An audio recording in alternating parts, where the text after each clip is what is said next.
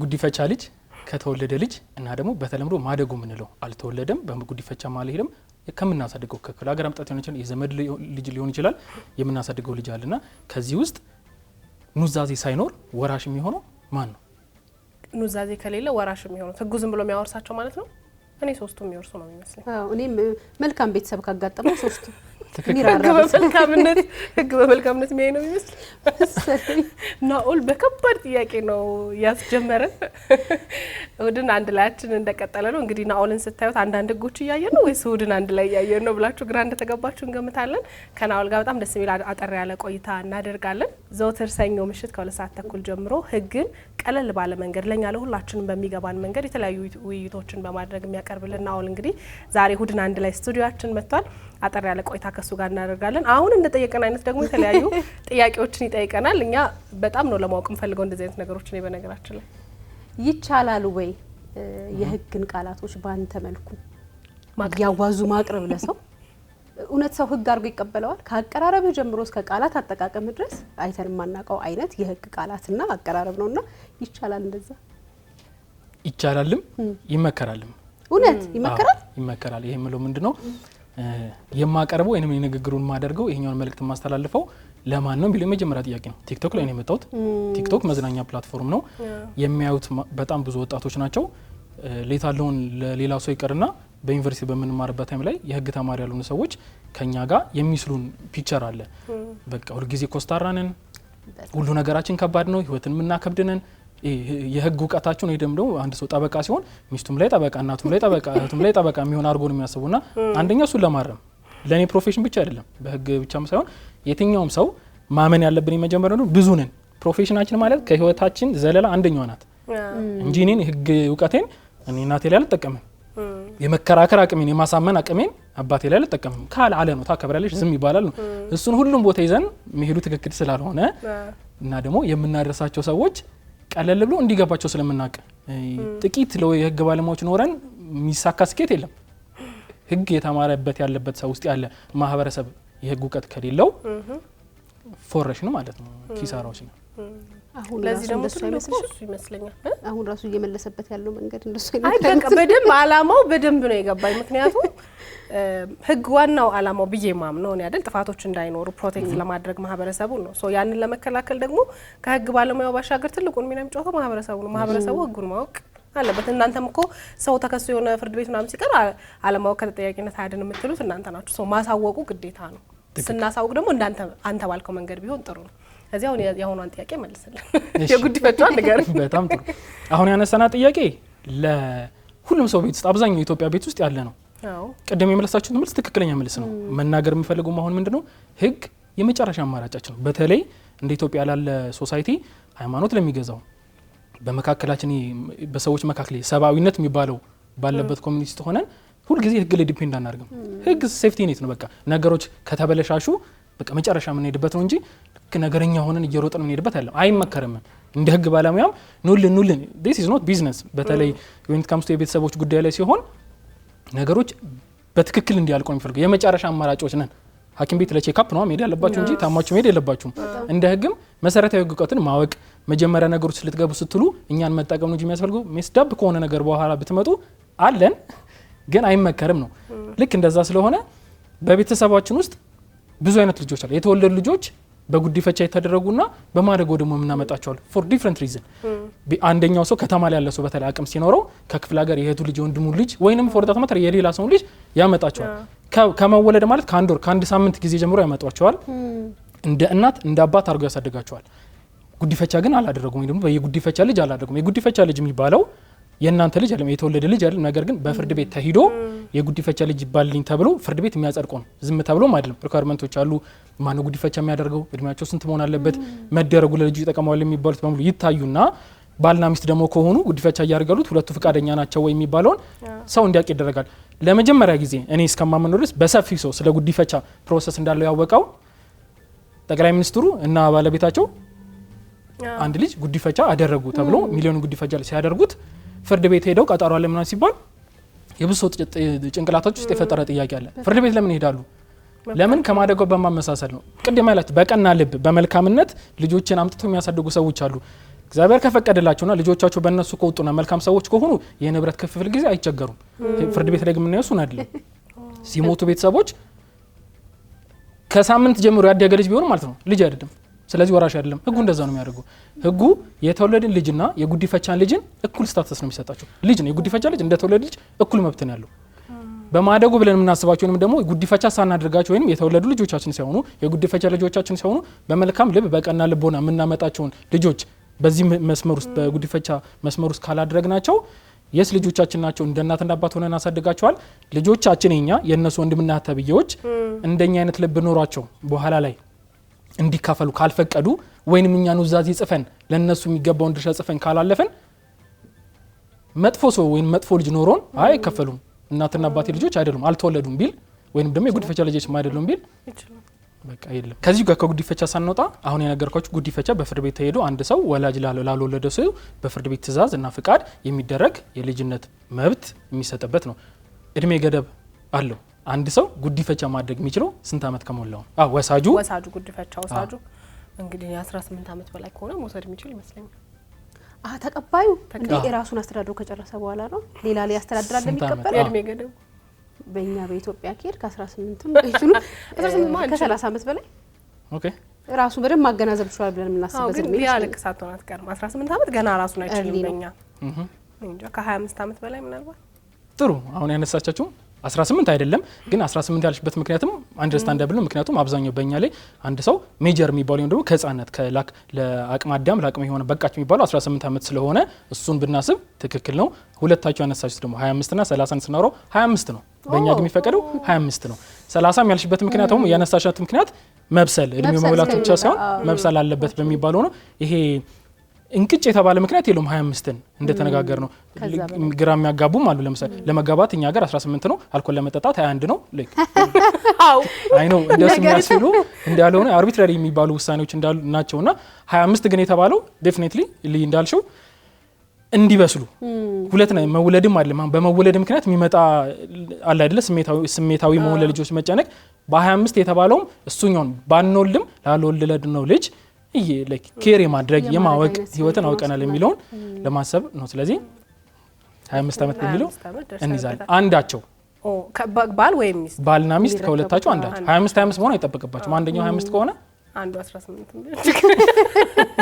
እኔ ግን ምንላንተ እንዲህ ባለ መንገድ ቀለል ባለ መንገድ ህግና ተያያዥ ጉዳዮችን ስታቀርብ ለሰው ስታስተምር ተቃውሞች አይነሱብህም ወይስ አቀለልከው ይሄን ነገር ብሎ ሰዎች የተለያዩ ሀሳብ አይሰጡም? ከባለሙያዎችም ሊሆን ይችላል ከተለያዩ ማህበረሰብ ክፍል አለ በደንብ አለ።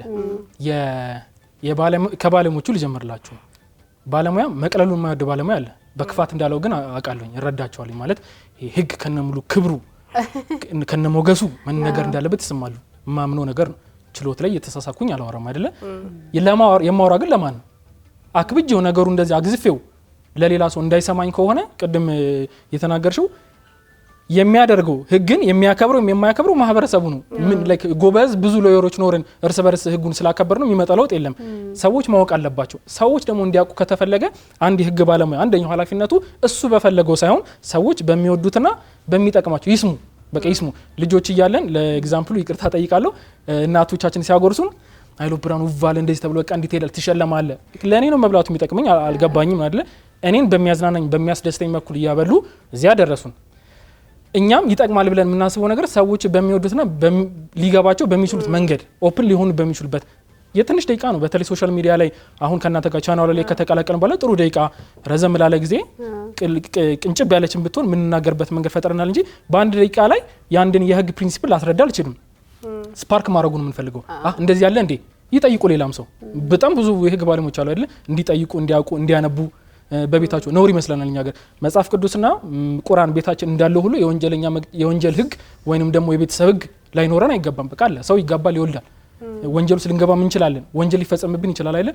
ቤዚክ የሚባሉ ነገሮች ናቸውና ከወንጀለኛም ህጉ ላይ የሆነች ነገር መናገሪን ሰው እንዲገዛው ነው የምፈልገው ወር ደግሞ ዳውንሎድ እንዲያደርገው ፈልጋለሁ አለ እንዲህ ብሎ ሪፈር እንዲያደርግ እንዲያነብ ፈልጋለሁ። ከህግ ባለሙያ ጋር ሳወሩ እንደ አዲስ እንዲሆን አልፈልግም። የተወሰነች ቤዚክ ነገር አላቸው ሲወራላቸው ሲነገራቸው እንዲገባቸው ይጠቅማል ነው። ስለዚህ የህግ ባለሙያዎቹን ቢቃወሙ ወይንም ደግሞ እንዴት እንዲያልሆነ ቢሉ አንደርስታንድ አደርጋቸዋለሁ። ምክንያቱ ይሄ ነው። ከሌላው የህግ ባለሙያ ካልሆነው ግን በጣም ጥሩ ምላሽ ነው ያለው። እኔ ቲክቶክን ስጀምርም ወይንም ደግሞ ቲክቶክ ላይ የነበረውን የምናሳያቸውን የህግ መረጃዎች ስናገር አስቤ አቅጄ እንዲህ ይሆናል ተብሎ አይደለም። በቃ አንድ ሰው ከሰማ ነው። እኔ አንድ ሰው ነኝ፣ ስለ ብዙ ሰው ቅንጦት ነው አንድ ሰው ከተጠቀመበት በሚል ነበረ። እግዚአብሔር ይመስገን ብዙ ሰው ተጠቅሞበታል፣ አትርፎበታል። እሱ ደግሞ ነፍሴን ያስደስቷል። እንዳላቆም የሚያደርገውም እሱኛው ነውና እንደ ማንኛውም የቲክቶክ ላይ እንዳለ ሰው የኛን አሁን ኮን የቻናል ዋንን ቲክቶክ ፔጃችን ላይ ፖስት የምናደርጋቸው ማስታወቂያችን ስናደርጋቸው የሚሰጡትን ኮሜንት አይቻላ አንዳንድ ጊዜ ፕሮሰስ ለማድረግ ላይምሮሽ የሚከብዱ ምንድነው ላይክ አይ ምንድነው ሰው እንዴት እንዲመጣለታል የሚባለውና ቢከፈልሽ የማትጠሚው አይነት አጣማመም የሚጠሙ ሰዎች አሉ። ኦፕን ማይንድድ ያለው ነገሮችን በቃ በመጥፎ የሚያዩ ሰዎች አሉ። ስለ ስድብ አላወራም። ቻናል ዋንንም አይመጠንም እኔንም አይመጠንም። በላቅማ አዳም ነው የሆነ የደረሱ ሰው አትሳደብ አልልም። እንደዛ አይባልም አይሆንም ማለት ነው። ግን ይሄ የሚሰጡ ኮሜንቶች አንዳንድ ጊዜ ዛሬ የሆነ አቋም ኖርኝ መልእክት ሳስተላልፍ በቃ የኢትዮጵያ ልጅ የምመስላቸው ሰዎች አሉ። በቃ በጣም ሪፕሬዘንት ማድረጋቸው ነገ ሲቪሊያኖች የሚያጠፉትን ጥፍትን ትክክል አይደለም ብዬ ካልኩኝ ደግሞ ለቃሉ አሁን ከተበቀል ካድሬ ነኝ ማለት ለሚሰጠስ ያመለና የፖለቲካል ተርም አይደለም ለሁሉም ለሆነ ሳይድ ያደረግ ነው የሚመስለውና እሱ ከምን እንደሚመነጨው እኛ ሀገር አይፈቀድልሽም። ዛሬ አንድ አቋም ነገ አንድ አቋም ካለሽ ቤዝድ ኦን ሪዝን እና ነገሮችን ፋክቶችን አይታሽ ነው ወላ ወይ ነው የምትባየው። ሌላኛው ስተታችን ደግሞ አንድን ሰው ከወደድን እድሜ ዘላለማችን መውደድ ያለብን በቃ ሁሉም ነገር ልክ የሚመስለን አለ ናውል ልክ አላድረክ የሚል ሰው መኖር አለበት። ይሄ የሆነ 3-4 ቪዲዮን ስለወደዱ ሁሉም መናገረው ትክክል አይደለም። ማጠፋውን ጥፋት ላይ ልውጥ ከፈለጉ አንፎሎ ማድረግ ወይንም አለማየት ይሄን ምን ለምድ ሰዎች መሆን አለብን አይደል?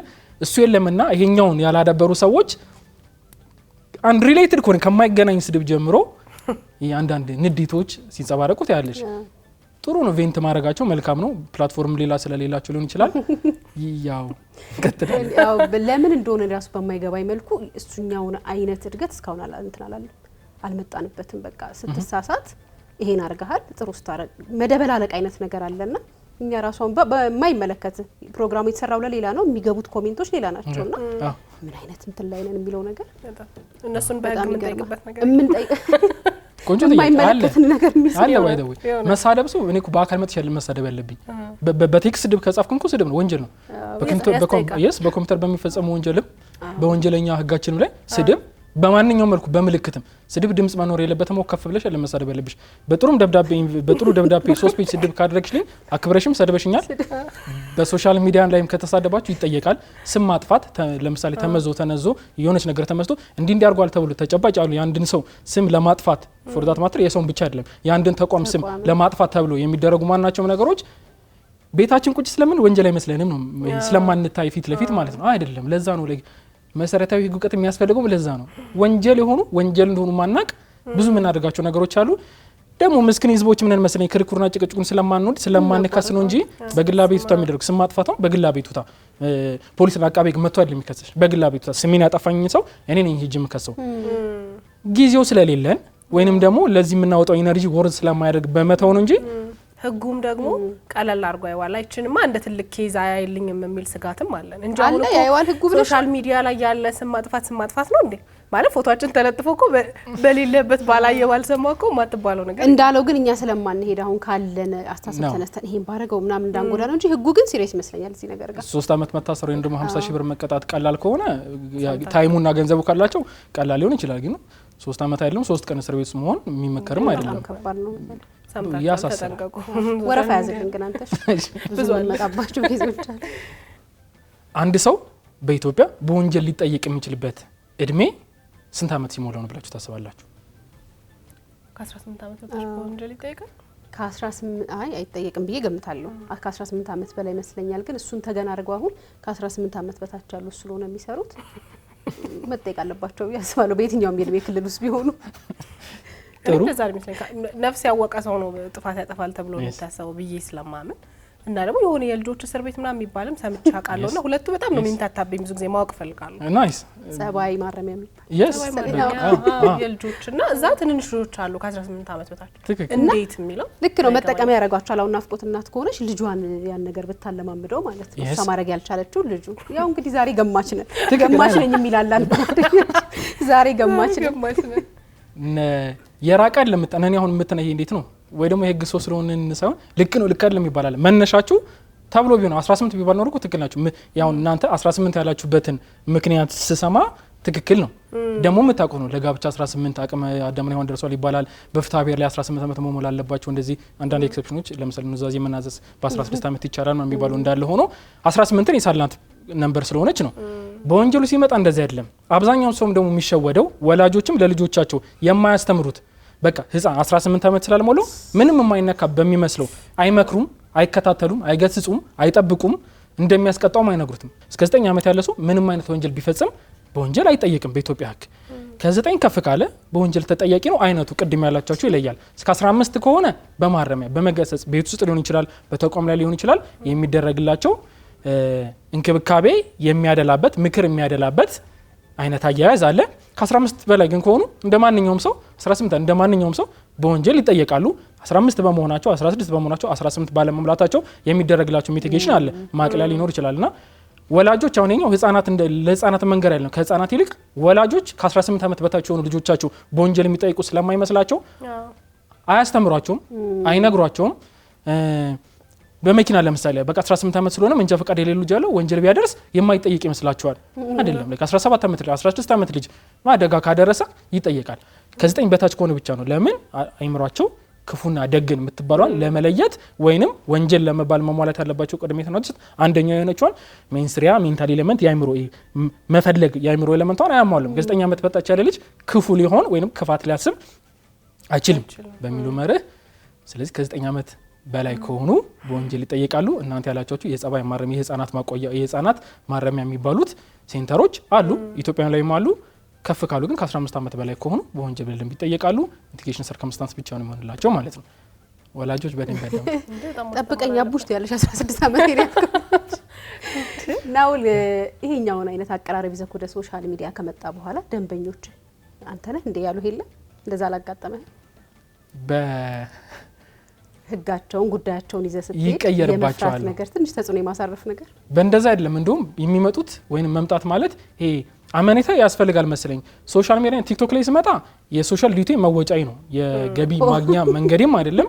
እንደነገርኳችሁ ማመስገኛ ብዬ ከማስበው ነው። ቀደም እንደነገርኩት በጣም እኔ ከቀና ልብረትና ሰው ለመርዳት ከመፈለግ ብቻ ሳይሆን እናትና አባቴ ወይ ደግሞ ፈጣሪን የማመሰግንበት መንገድ ስላጣው በቃ ህሊናዬን ሰጥቶኝ እውቀት ሰጥቶኝ እንዳቅ አርጎኝ አስመርቆኝ ያደረሰኝ ፈጣሪ አለ። ከዛ እናትና አባቶች ይዋሉኝ ውለታ አለና እሱን ልከፍልበት የሚችለው መንገድ ፍለጋ ነው። ለሰው በቃ ለሰው ማሳወቅ መክፈያ መንገዴ ነው እንጂ አርን ላርግበት አይደለም። ሶሻል ሚዲያ ላይ ፎርዳት ማታር ህዝብ እያየን ያለ ነው። ቻናሏን ቤተሰቦቻችንን በቻናሏን በቲክቶክ የሰራሁት እኔ ቢዝነስ የለም። ኢትስ ፍሪ ሰርቪስ በጽሁፍም ይሁን በቮይስም ቢሆን የምንሰጣቸው እንደዛ ነው።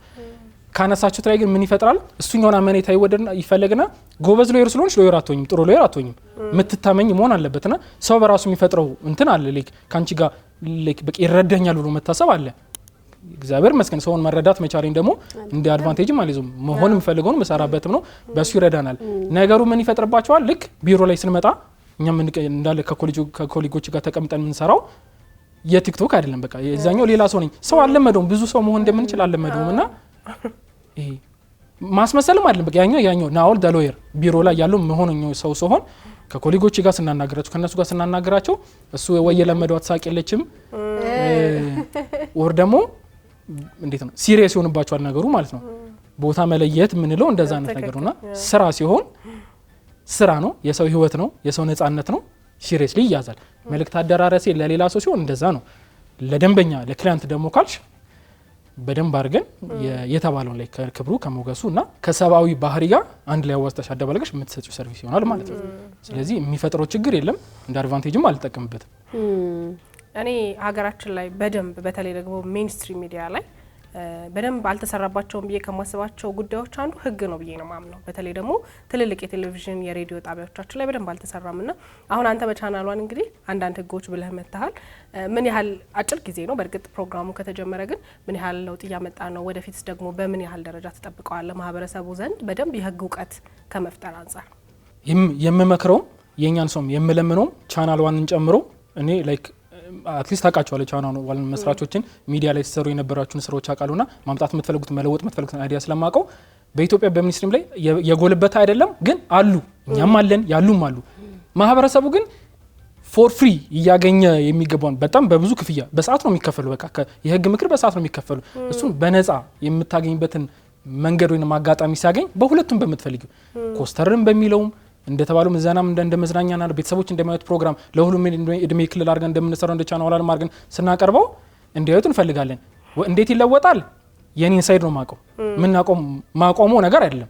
እንደተናገረ ህሊና ውስጥ ያለው እውቀት የሰጠኝን የህግ እውቀቴ ተሰውሮ ወይ ደግሞ በኖ ካልጠፋ በስተቀር ለማህበረሰቡ ማሳወቅ ስለምፈራም ነገ ቤተሰብ አፍርቼ ስለ ልጆች ምን አይነት ማህበረሰብ ውስጥ ነው የሚሆኑት ስለሚያስፈራኝ በደንብ አድርጌ ምሰራ ጉዳይ ነው ይቀጥላል። በጣም ደስ ይላል። እሁድን አንድ ላይ አብራችሁ የተቀመጥኩት የቻናል ዋን የመጣው የቤተሰብ ፕሮግራም እንደመሆኑ የምናወራላችሁ ቤተሰቦች በየትኛውም እድሜ ክልል ቁጭ ብላችሁ እየወደዳችሁት እያወራችሁት እየተነጋገራችሁበት እኛም ሳንኖር ዩቲዩብ ቻናላችን እያያችሁ እንድትጫወቱበት ፈልገን ስለሆነ የኔም ፕሮግራም ብቻ አይደለም ቻናል ዋን እኔ ያለው ቻናል ዋን ላይ ነው። እኔን ከወደዳችሁኝ ካከበራችሁኝ ይጠቅማል ብላችሁ የምታሰቡ ሰዎች እኔን የምታውቁኝ በሙሉ ቻናሉ ላይ ታገኙኛላችሁ። ሰብስክራይብ አድርጓቸው፣ እዩ፣ ኮሜንት ስጡ። ላይ ዝም ብሎ ማየት ብቻ አይደለም። እሺ ስንሳሳት ማረም፣ ጥሩ ነገር ስናደርጋ ብራቮ ይሄን ማለት ልመዱ። ጥሩ ነው፣ ለእናንተም ጥሩ ስለሆነ እንወዳቸዋለን፣ እናከብራቸዋለን። የቤተሰብ ፕሮግራምን ሁሉ ጊዜ የምናቀርበው እንደ ቤተሰብ ሆናችሁ ይሁን፣ እንደ ቤተሰብ ምከሩን፣ እንደ ቤተሰብ ደግፉን። መልካም ሙድ